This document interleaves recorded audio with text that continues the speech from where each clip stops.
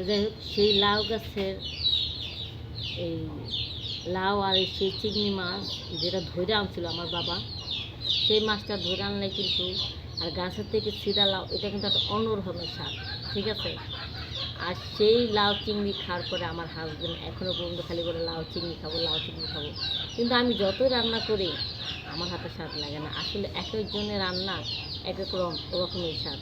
আর তাছাড়া গাছের ছিঁড়া লাউ আর নগদে পুকুর থেকে ধরে আনা চিংড়ি, কি যে একটা স্বাদ।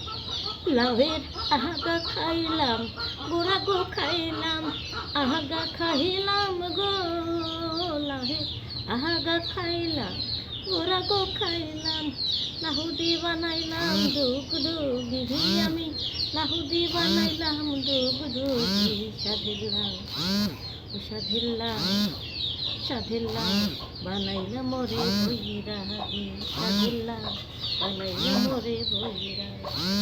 উপরে বাবারে চুল খাইতেছে, চুলকানির যন্ত্রণা, আমি আর ভিডিওর মধ্যে কিচ্ছু বানাতে পারি না। বেড়াতে কতদিন পেয়েছি একটা চুলকানি ভালো নাই না, তো সেটাও আর পুঁই শাক, পুঁই শাক তো সবাই পছন্দ করেন। আসলে পুঁই শাকটা আমি অনেক পছন্দ করতাম, আমার পছন্দ একটা খাবার ছিল। তো বাজার থেকে পুঁই শাক থেকে কিনে আনার পরে বলে একটা নিয়ে দিনে দেখলাম অনেক ধরনের সমস্যা হয়।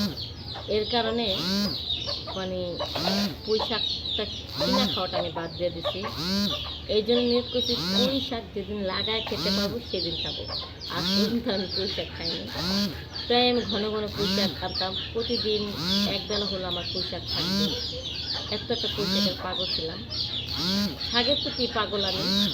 তখন এই পুঁই শাকটা মনে করো আমি বাদ দিয়ে দিচ্ছি। যে শুনছি পুঁই শাকে বলে কী কী ক্ষতি হয়, এটা শোনার পরে আমি বাদ দিয়ে দিচ্ছি।